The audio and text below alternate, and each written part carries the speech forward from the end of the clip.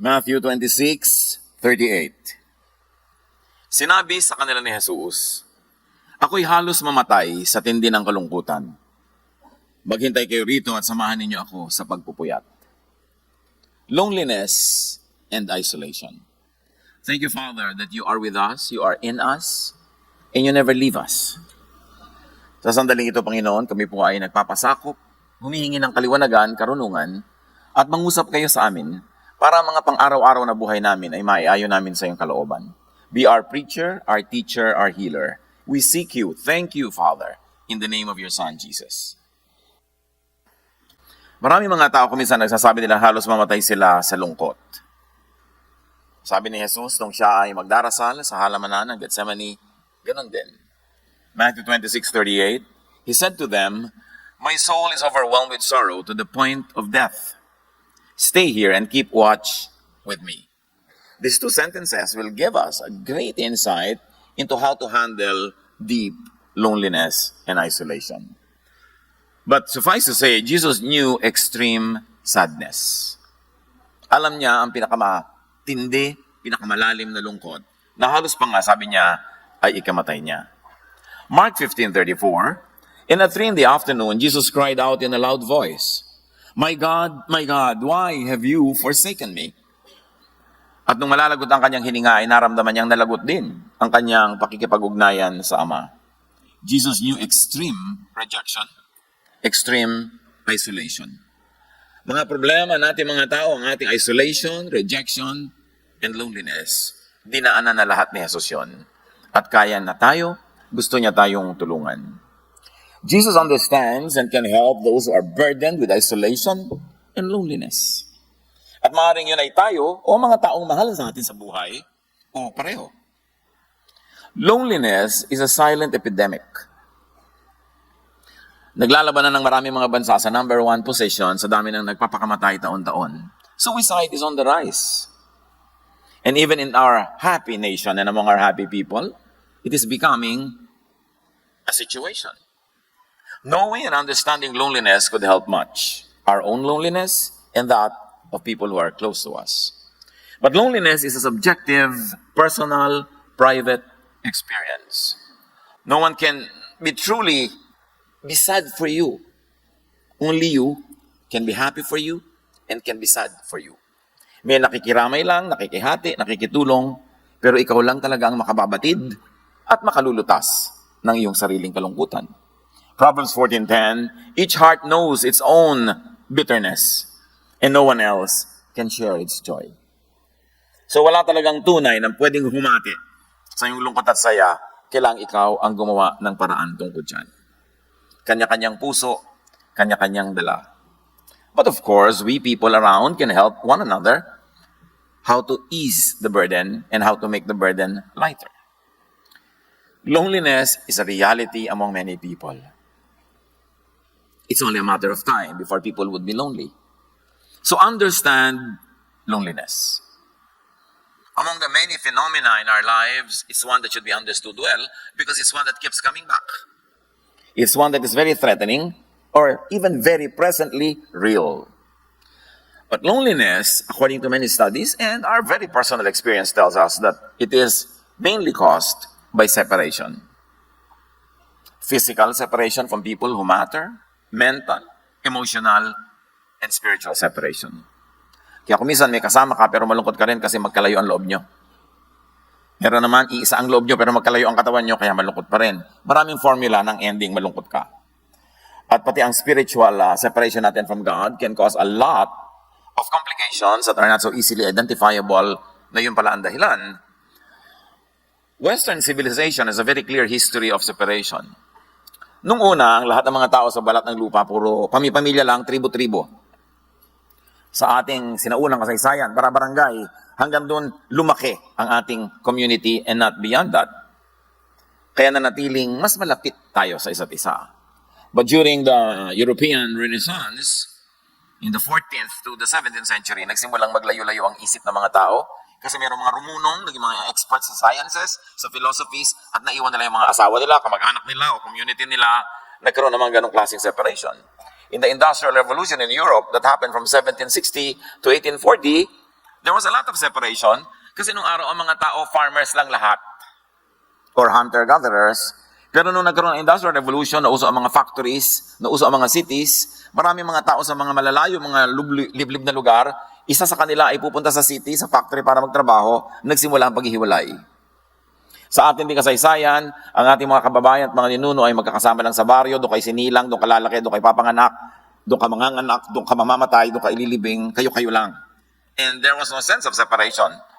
Pero uso yung mga galleon trade, ang ating mga tripulante, sumasakay sa barko, 1 taon, 2 taon nakasakay doon, nagsimula yung mga paghiwa-hiwalay na hanggang ngayon, very clearly seen sa ating overseas contract work phenomenon. Na nearly every household has somebody abroad.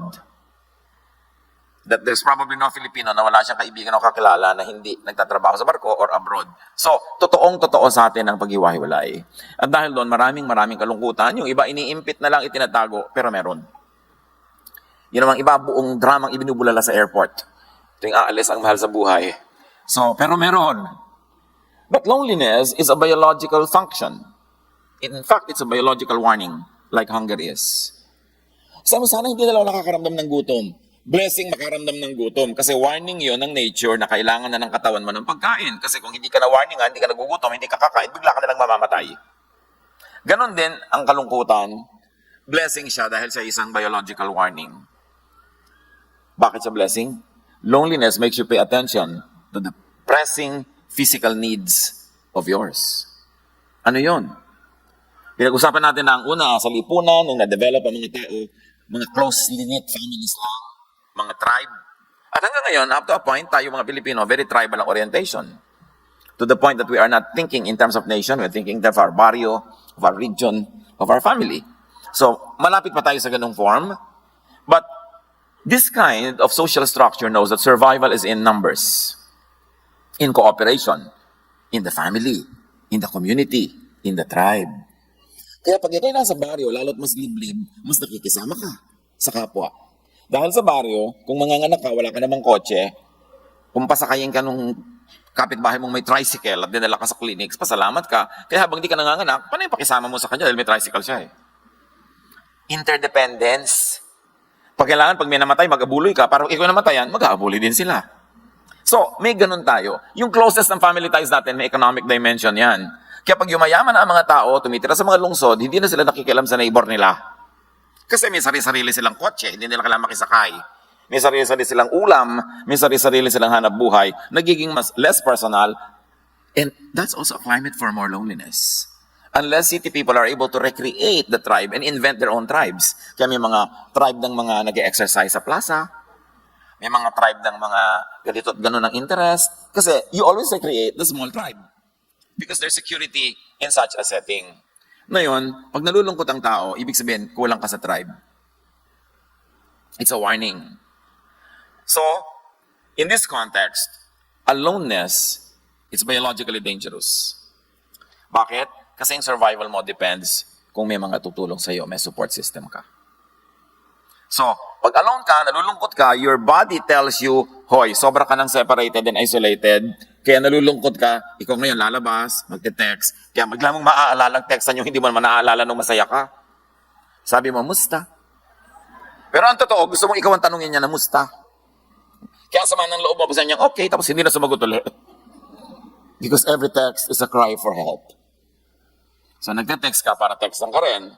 Now, aloneness is biologically dangerous because in the tribal setting, nag-iisa ka, kayang-kaya kang kainin ng leon, kayang-kaya kang pagtulong-tulungan ng mga hayop, o natumba ka, walang tutulong sa'yo, nangailangan ka, walang mag-aabuloy. That's why creation mandates that these risky situations cause loneliness. Risky na kulang ka ng social support, then nature wired you to be lungkot. That leads to longing for company and belongingness. And so people seek safety in community. Loneliness compels people to seek community, which really means survival. Loneliness is a biological warning. Na delikado ka, pagka nangailangan ka, walang tutulong sa'yo. Pag namatay ka, walang maglilibing sa'yo. Pag nagkasakit ka, walang magdadala sa'yo sa ospital, walang dadalaw. So, lumungkot ka ng lumungkot. Para pag nalulungkot ka na, gagawa ka ng paraan to connect with people. Kailan usong-uso ang sense of community? In primitive times, because the tribe had to survive, or the family. Kasi pati mga hayop, kalaban mo rin eh. Kailan uso yan? When there is a need for interdependence. Kailan usong-uso ang sense of community? In times of poverty, or crisis, or trauma, or grief. Kaya pag may namamatay tayong mahal sa buhay, nagkikita-kita tayo, naglalamay tayo doon, kwentuhan ng kwentuhan na walang katapusan, para i-comfort ang isa't isa. Ang lungkot naman na maglalamay ka mag-isa. Baka mauna ka pang ilibing doon sa bangkay. There's a classic example of this kind of lungkot that compelled somebody to move and reconnect. Luke 15:16-17, yung tinatawag nating prodigal son. Umalis siya sa tatay niya, inubos niya ang pera niya, tapos naghirap siya, na-employ siya, tagalaga ng mga baboy, gutom na gutom siya, isolated siya, wala na siya kaibigan kasi wala na siyang pera. Sa tindi ng kanyang gutom, at dahil wala namang nagbibigay sa kanya ng pagkain, halos kainin na niya ang mga bungang kahoy na kinakain ng mga baboy. Ngunit, napag-isip-isip niya ang kanyang ginawa. At nasabi niya sa sarili, labis-labis ang pagkain ng mga alila ng aking ama, samantalang ako'y namamatay dito sa gutom. Sabi niya, alam ko na, babalik ako sa tatay ko. I want that community, I want that food, I want that house. At kahit hindi niya ako tanggaping anak, basta nandun lang ako, okay na ako. Nung siya ay maraming pera, surrounded by prostitutes and having a good time, hindi niya naalala ang tatay niya kasi hindi naman siya nalulungkot. Hindi niya kailangan malungkot noon dahil may pera siya, meron siyang company, marami siyang nagagawa. Pero nung nanganganib na siyang magutom, mapag-isa, mamatay sa hirap, pinalungkot na siya ng kanyang sariling body system para mag-isip-isip siya to reconnect with his father. Sabi niya, uuwi ako. Kung di pa nalungkot, susuong pa more sa panganib. Pero nalungkot, yun ang blessing. Pinalungkot siya. Nakawire na sa atin yun, sa ating creation. We were fearfully and wonderfully made. Na may warning signal sa sarili mong isip, puso at katawan pag lumalagay ka na sa panganib. And being alone in life is dangerous. Because we thrive in community, in interdependence. Loneliness makes people pay attention to their social needs. Kaya sa mga impersonal societies, especially in the West, in the highly materialistic and developed economies, na ang relation ay hindi na dahil tiya mo siya, hindi dahil pinsan siya ng nanay mo, kapitbahay na matagal ng tiya mo. So gumagawa ang mga tao ng invented relationships. Kaya may mga gym club, camera club, at yung mga talagang mga alcoholics na walang tutulong, may Alcoholics Anonymous, sila ang nagtutulungan. Iniimbento nila yon. They have to go back to the cave and they recreate that kind of cave. Because loneliness makes people pay attention to their social needs. Ecclesiastes 4:8, ang isang taong nag-iisa sa buhay, walang kaibigan ni kamag-anak, ngunit walang tigil sa pagtatrabaho, wala siyang kasiyahan. Ni hindi niya tinatanong ang sarili kung kanino mauuwi ang kanyang pinagpapaguran. Ito man ay walang kabuluhan, isang miserableng pamumuhay. So ipinakita dito, okay, so ang dami-dami mong pera, pero kung ikaw ba ay nakakomatose o ikaw ba ay naulyanin, yung pera mo nasaan? Sino mag-withdraw? Sino magbabayad ng mga bayarin mo? Kailangan mo pa rin ng mga tao. Kaya sabi niya, dapat hindi ka ganyan. Kahit marami kang kinikita, dapat may tao pa rin sa iyong paligid. So the misery of aloneness is meant to compel people to seek company. Dito ngayon maraming nga papariwara. Kasi kumisan sa lungkot, hahanap na lang ng unang dadaan na nakapula. Pagka wala si Mr. Right, si Mr. Right now na lang. Yung kahit sino na lang, filling the blanks. At doon marami nagkakamali. Kaya kailangan bago ka dapuan ng lungkot, meron ka ng game plan. Meron ka ng support systems. May mga tao na sa mundo mo. Lalo kung bago ka magtagumpay. Kasi pag tagumpay na tagumpay ka na, paranoid ka sa lahat na lumalapit sa'yo. Baka may kailangan lang. Kaya mahalaga, bago ka magtagumpay, bago ka maging binibining kangkungan, bago ka maging super bilyonaryo, meron ka ng close friends. Nung pang elementary, nung high school. Kasi pwede mong pagtiwalaan na nung walang-wala ka pa, kaibigan mo na siya. Importante yung ganong support systems. Now, the misery of aloneness compels us to seek company. Social need is related to survival. Being sociable has high biological value. Kaya kahit ngayon, pinapahalagahan natin yung people skills. Kasi pag may people skills ka, marunong kang makipagmabutihan, makisangkot, marunong kang makisalamuha, ang dami-dami mong benefits sa buhay. Being together with one's tribe helps one survive. Social skills are precious. Kaya yung mga magulang, nagkakamali kung lagi tinuturo nila sa anak nila maging competitive. Kasi kung competitive yan, halos walang kaibigan yan kasi lahat niyan papatulan niya, lahat tatalunin niya. Dapat ang ituro natin sa mga anak natin how to be cooperative. how to coexist with people and make the most out of life by existing with people. Aloneness and isolation could mean death. That's why God designed you to be sad, to be miserable when you're alone, because biologically you are in more danger when alone. Ecclesiastes 4:9 to 10, ang dalawa ay mabuti kaysa isa. Mas marami ang bunga ng anumang gagawin nila. Kapag nabuwal ang isa, maitatayo siya ng kanyang kasama. And obviously, it's really important. Tulad ng halimbawa, magbabiyahe kayo, gusto yung magbiyahe abroad, aakyatin nyo lahat ng bundok ng Nepal. Maganda mga 5 kayo. Para pag nahulog ka, may magbuhat naman sa pababa. Kasi kung tour guide lang kasama mo, ihuhulog ka na lang sa bangin. May insurance ka naman. Mandala, maganda dapat may kasama ka. Kaya dapat marunong ka makisama, marunong ka makipagkapwa. Para may sumama sa'yo. Sabi ng Ecclesiastes, kawawa ang nag-iisa sapagkat walang tutulong sa kanya kapag siya ay nabuwal. That's why, position yourself that you can have partners in life, partners in business, partners in your activities, and even a romantic partner, if you are meant for it. But allow others to have their own partners. Yung mga magulang ko minsan, we're so selfish. Ang higpit-higpit mo sa anak mo, ayaw mo man lamang na may umibig sa kanya o may makipag-ibigan siya. Kasi bata ka pa. Nung tumatanda ka na, at tumatanda na rin yung anak mo, at wala pa siya, kulang nila iparipa mo. Anak, kung sino man ang kumuha sa'yo, kasama ng mga kaldero natin, ang mga kotse natin, mga lupa natin sa kuko, ilalagay na natin, meron lang sumama sa'yo. Kasi alam mong, hindi siya dapat ding mag-isa sana ako hanggat maaari, hanggang pagtanda. Pero ayaw mo pa na mangyari, hihigpitan mo ng sobra-sobra habang bata. Kaya mo ipagtutula ka pag 50 anyos na. Sa bagay ngayon, 50 is the new 20. So very important, naturuan natin silang social skills, we allow them to have friends. Anak, bakit wala kang friends na nag-sleep over dito? Diba? Invite them here. Ikaw, may mga kaibigan ka ba? Kung mag-sleep over ka doon, saan yun? Anong telephone number nila? May fire exit ba ang bahay nila? Siyempre, gusto mo namang malaman yon para safe yung anak mo. Pero let them socialize. Genesis 2:18, the Lord God said, it is not good for man to be alone, or woman to be alone. I will make a helper suitable for him. So creation and nature rewards collaboration. Kita niyo sa ating mga baryo, umusing bayanihan, kasi tulungan, kasi wala nang may pera eh. Ang may pera lang noon yung mga landed class, but 90% of the people walang pera, so we perfected bayanihan. We perfected abuluyan. Bakit po 12 araw na hindi pa nililibing ang patay? Wala pang pambayad ng nicho. Diba? Kakabaan mo pa yan. Tulungan ng tulungan. Because nature rewards collaboration. Kahit sa mga hunting societies, hindi ka pwede mag-hunt mag-isa. Dapat 5 kayo, 10.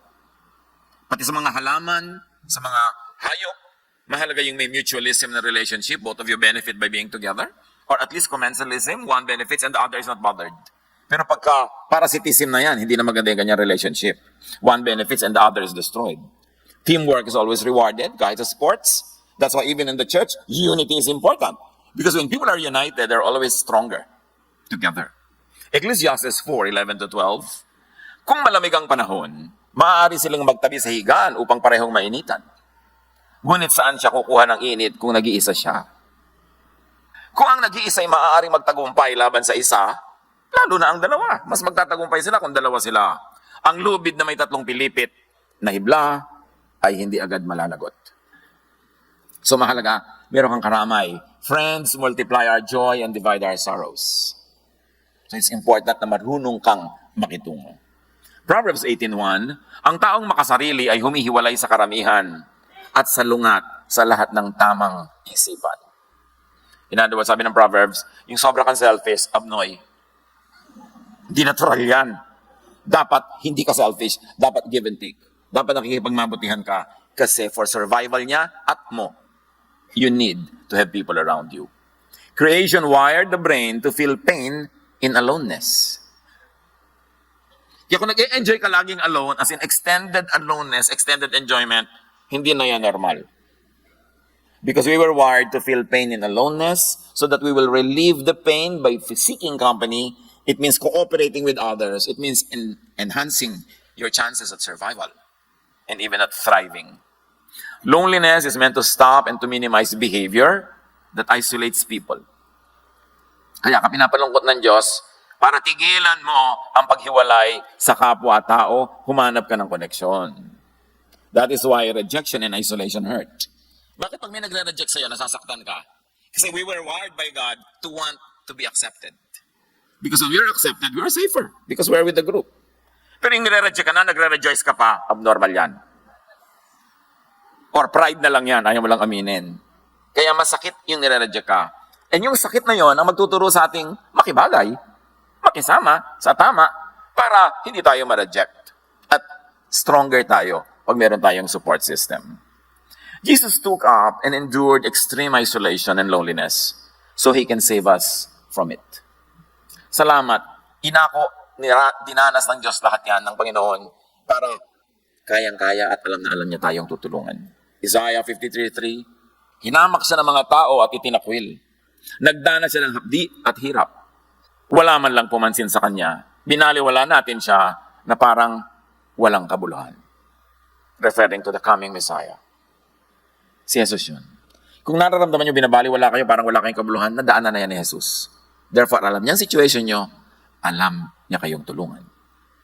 Hebrews 2:17-18, for this reason, Jesus had to be made like us. In every way, He became like people so that He could be their merciful and faithful high priest in service to God. And now He can help those who are tempted. He is able to help because He Himself suffered and was tempted.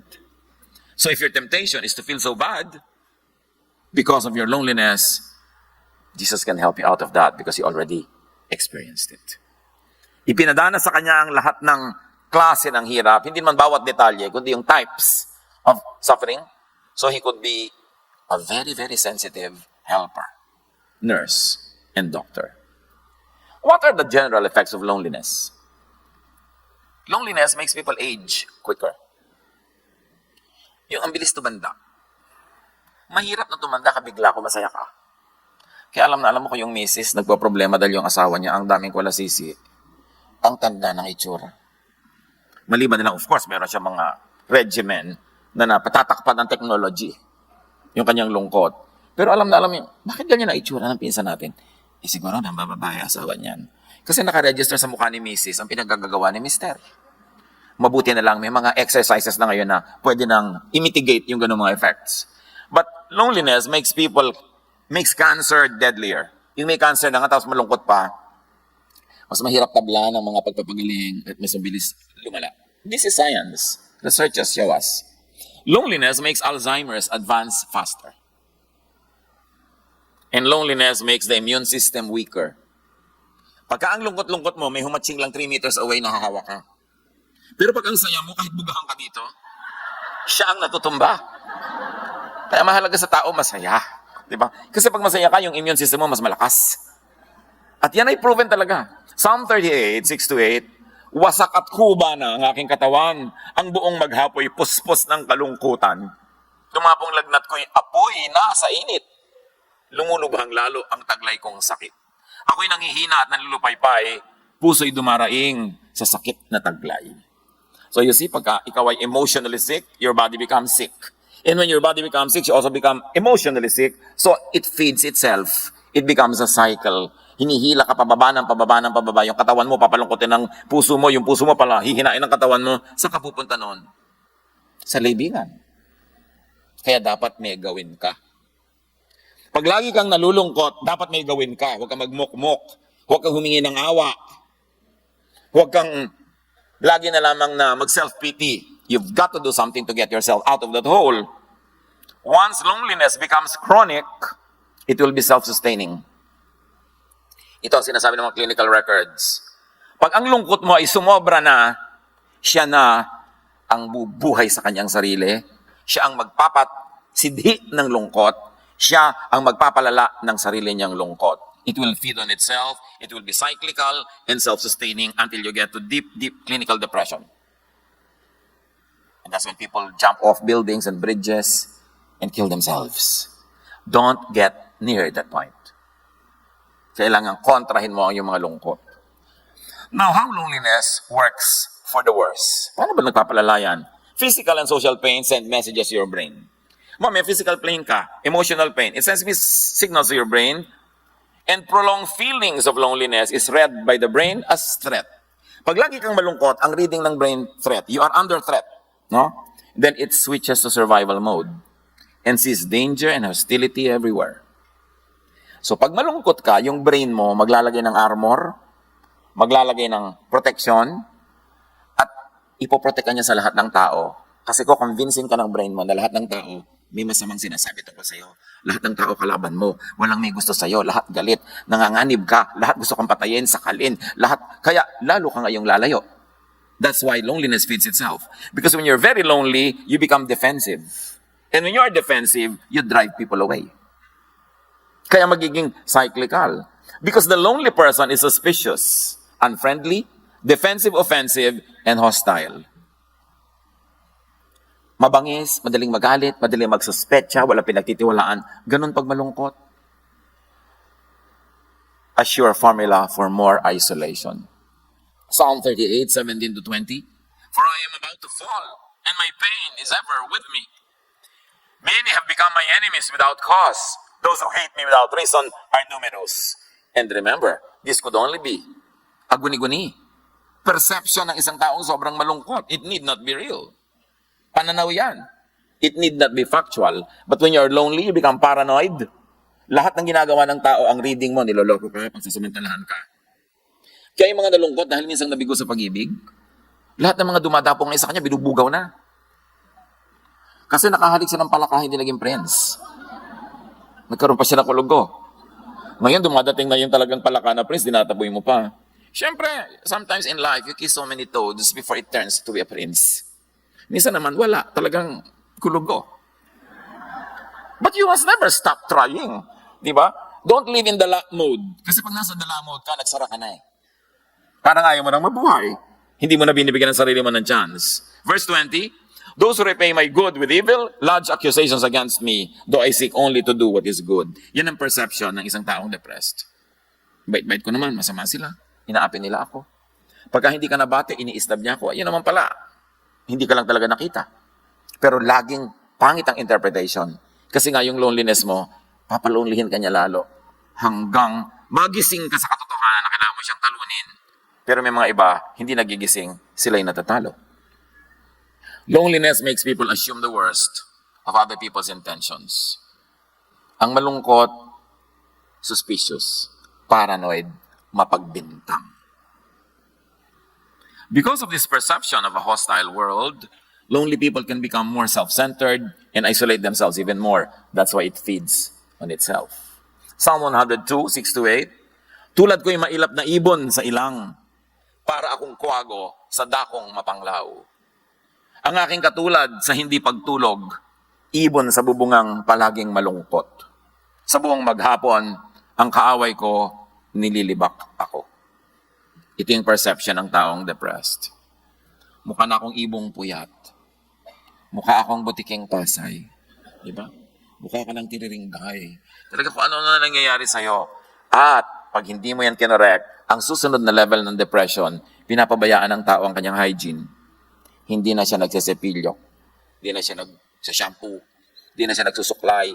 Hindi na siya nagbibihis. So alam mo, grabe na depression mo ha. Amoy lupa ka na. Magagalit sa'yo yun pagka gano'n dahil nga paranoid siya. Pero danger sign yan. Mga kapatid, life is the primary duty of life. So when a person does something against life, like against eating, against enjoyment, against hygiene, the person is committing suicide. Slowly. Kailangan sensitive tayo sa ating mga kasama sa bahay. Mami, bad breath po si daddy. Baka po depressed. Anak, nobyo ko pa lang, bad breath na siya. So, hindi yan depression. May gano'n naman, huwag kayo mag-overreact. Pero bantayan ninyo ang inyong mga kasambahay. Kasi kung minsan, clueless tayo, nagbibigti na pala. Importante to be open-minded. Feelings of isolation leads to tension and sadness, which makes you focus your attention selectively on the negative. Pagka-depressed ka at malungkot, lahat ng tingin mo negative. May suot kang lenses na dark, and the world is dark. Not because it is, but because you make it dark with your perception. Feelings of isolation makes you think negatively about yourself and others, and it leads to more isolation. This becomes more and more severe that you may find it harder to escape without professional help. Kaya pag kami sobrang ng depression, sobrang ng lungkot, kailangan na ng clinical intervention. It's good to see a psychiatrist. It's good to see a professional counselor. Sometimes you need chemical intervention, medication, to balance the blood. There are recent studies that now people can be restored without chemical intervention, but still in experiment stage. Kaya napaka-importante yung medication, proper food, proper nutrition to balance the blood. At least physically, mabalance ka para ma-induce yung mind mo na maging balance din because the cycle has to be broken somewhere. If you cannot break it in the physical, you have to break it in the emotional part. But you have to break into the person. Any of those entrance points would do. Kaya mahalaga rin yung spiritual experience. Yung naging maka-Diyos ka, naging prayerful, nagkaroon ka ng ministry, nagkaroon ka ng mission para ma-break yung cycle mo na pababa. Kailangan merong pumigil doon saan man effective at the moment. Loneliness, isolation from people, limits and minimizes or stops your interaction with friends. And there's a warning. If you're always declining invitations, you could be depressed. Iba-ibang excuses mo dyan. Busy ako, marami akong trabaho, matraffic, tinatamad ako. Pero what's wrong with you na ayaw mong dumalo sa kasalan? Masaya naman. Liban na lang yung talagang sobrang American accent na MC. Bakit ayaw mong pumunta sa patay? Di ba? Mga kaibigan mo yan, dapat ka makiramay. But ayaw mong pumunta sa birthday party, kainan, sayahan. So, if you are turning down more than 80% of invitations from people that you care about or people who care about you, count it as a warning. Dahil lang gusto mo, magmukmuk, mag-isa. Yun nga yung sinasabi noong verse na binasa natin. Payaman ka ng payaman, trabaho ka ng trabaho, mag-isa ka naman. Bakit? Ano ang nangyayaring deception in your life? When you decline invitations, warning. But there's a deeper warning when you no longer receive invitations. Dahil nagsawa na ang tao sa decline mo. Hindi ka na iniimbita. Lulubog ka ng lulubog sa aloneness. Pagka hindi na rin nakikisalamuha sa iyo yung iba, tulad ng ayaw mo makisalamuha sa kanila, now the outside world has become a manifestation of your thoughts. Yung loob naging labas. Sa loob at labas ng bayan kong sawi. Sabi ni Balagtas. Kasi yung niloloob mo, pagka nangyayari na sa labas, nailipat mo na sa labas yung dati, personal reality mo lang. Dahil ang labas sumusunod sa loob. Matter obeys thought. At pag laging ganun ang thought mo, susunod ang physical world mo dyan. So help yourself and help people when you see this happening. Remember, loneliness is a blessing. It is a warning that you should connect with people, that you should build bridges instead of walls. Sabi nga ng isang cheesy na poster, people are lonely because they build walls instead of bridges. It's a sign. Get out of loneliness if you are in it. Get people out if they are in it and you can help them. Get rid of its cause. You must question loneliness. Pag nag-iisa ka, ang lungkot-lungkot mo, ayaw mong makisalamuha, dala ka sa mga tao, ayaw mong makapagmabutihan, you must not accept that. Question it. Psalm 42:11, why, my soul, are you downcast? Para pamiwangan mo yung sarili mo. Bakit ka ba nalulungkot? Anong dramang bukid dyan? Tigilan mo yan. Why so disturbed within me? Put your hope in God, for I will yet praise Him, my Savior and my God. So, labanan nyo siya. Ba't ka ba nalulungkot? Anong arte mo? Tumigil ka. Dapat gano'n naman sarili mo. Pero kung gawin yun dun sa pasyente, kasi baka lalong malungkot, medyo dapat mas bula-bulahin mo muna siya. Huwag mambiglang gano'n dahil baka lalong ma-depress. So sa sarili mo, you can do that and change your loneliness mindset. Alam nyo ba na may mga mindset na talagang nakatugma para lumungkot? Pinapakinggang tugtog, malungkot. Aatin ng party, malungkot ang damit. Ang bulaklak niyang plastic sa bahay, malungkot. Pag nagayo siya ng plato yung pagkain, nakakaantok tingnan, wala man lang masaya, di ba? Mga ulam niya gray. Dapat pinapasaya mo yung buhay mo. Kumisan kasi yung masaya baduy. Hindi bali na, basta ka lang maloka. Kasi correct naman yung color scheme mo, pero nakakalungkot. Alam niyo yung mga correct color scheme, malungkot ha? Aminin niyo yan. Pa yung mga damit mo bulaklakan, yung mga ganyan-ganyan, para kang stabilo. Pero masaya ka. So, ang unahin mo yung masaya ka, wag na yung correct ng mga itsura mo. Yung laging prim and proper, gray lang yun, black, mga somber colors, mga gusto lang yun na suot-suot ng mga nagyayaman-yamanan. Pasayahin mo ang sarili mo. Kaya tuwan-tuwa ako, minsan may nakita ko mga babae sa kalye, nag-iintay ng jeep, ang lalaki ng mga bulaklak sa ulo, mga ribbon-ribbon, garter-garter. Ko, hindi ito malulungkot. Kasi, pinapasaya niya ang sarili niya. So, change the loneliness mindset. Romans 12:2, do not conform to the pattern of this world, but be transformed by the renewing of your mind. Then you will be able to test and approve what God's will is. His good, pleasing, and perfect will. And His will is that you get out of that loneliness mode. And you be happy and you enjoy life. That is the will of the Lord for you. Do not conform to the pattern of loneliness and depression. You have to get out of it. Check for your negativity. 1 Thessalonians 5:18, give thanks in all circumstances, for this is God's will for you in Christ Jesus. Always find something to thank God for.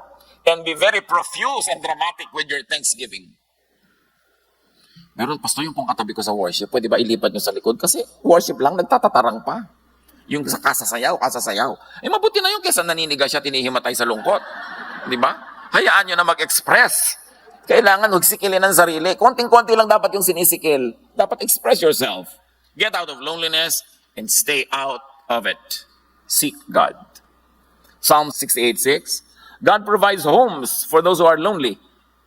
He frees people from prison and makes them happy. But those who turn against Him will live in the desert or live alone. People are in prison. And most of those prisons were made by them. Or made by the people who matter in their lives, who do not know any better. Kailangan makalaya. That's why Jesus sets free. That's why we should set people free. To express themselves, to be themselves, to love their true loves, to live their true lives, para mawala yung mga depression na yan. Psalm 16:9-10, therefore my heart is glad and my tongue rejoices. My body also will rest secure, because you will not abandon me to the realm of the dead, nor will you let your faithful one see decay. Many levels of meaning, but the general truth is this: God will not want us to decay. God would like us to be fresh. And His blessing is new every morning. You can never run out of fresh blessings as long as fresh mornings come. So nananatili ka lang malungkot kasi pinapanatili mo ang sarili mo dyan. You've got to get out of it.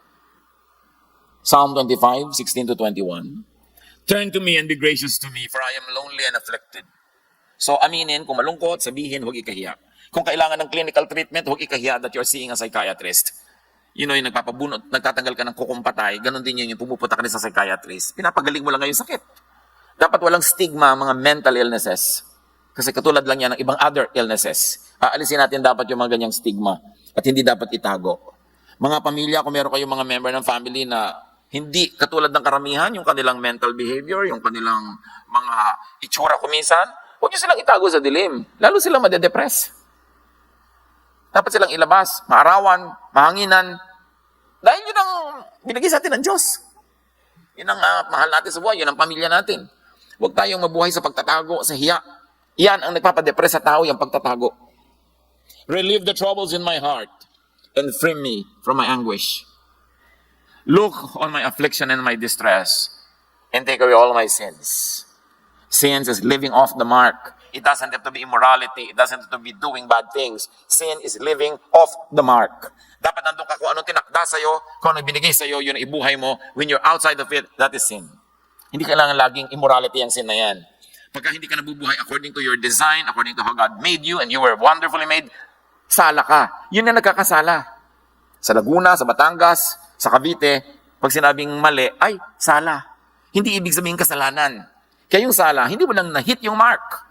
Kailangan i-hit mo yan. And when you're true to yourself, you will always hit it. Hindi mo lang ma-hit yan kung nangungopia ka ng iba and you're not living your true life. Guard my life and rescue me. And do not let me be put to shame. I take refuge in you. And God is our refuge. Naranasan na ni Lord na halos mamatay sa lungkot. Naranasan na siya na sa taimtim ng pagdarasal ay dugo, hindi pawis, ang lumabas sa kanyang noo. Alam niya ang dinaranas nating lahat. He is our ever-present help in times of trouble. So kung nangangailangan ka ng tulong, magpatulong ka.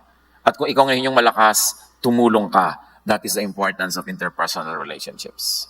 Get out of your aloneness, live your life, enjoy your life with people. May mga nakakadala, pwede mo silang iwasan, pero hindi ibig sabihin lahat nakakadala. Kung may nagkamali sa'yo, may sumugat sa damdamin mo, pwede mong iwasan kung paulit-ulit, pero hindi mo itatrato ang lahat ng tao sa mundo na katulad nun. Huwag mong sisingilin si Pedro sa utang ni Juan.